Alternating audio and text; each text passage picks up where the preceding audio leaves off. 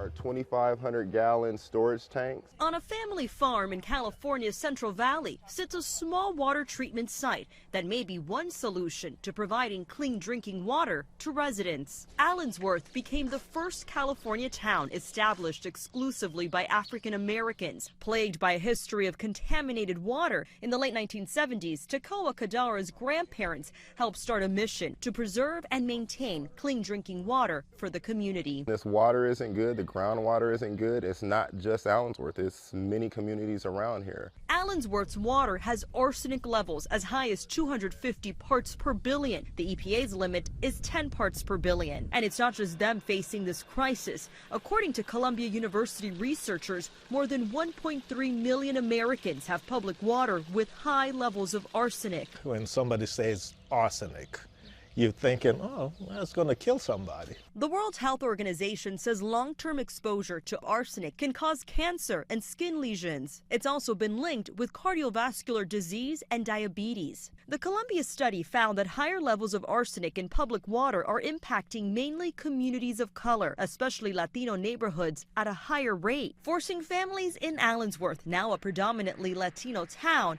and many across the country to either buy water or drink the contaminated H2O.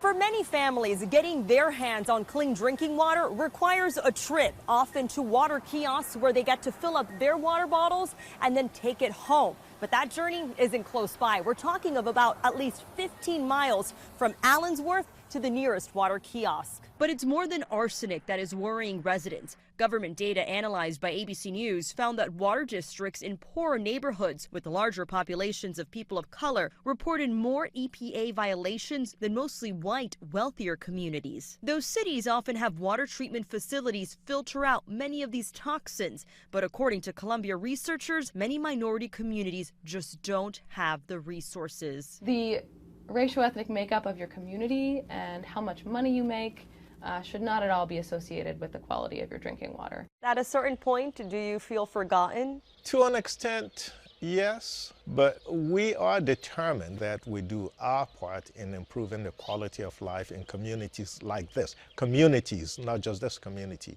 The Kadara family has partnered with the University of California, Berkeley in setting up a water treatment site in their own backyard. But this solution requires funding. If we can pull that off, then we've just taken arsenic out of the community's drinking water in its entirety. Hope may be on the horizon. Melissa Adon, ABC News, Allensworth, California.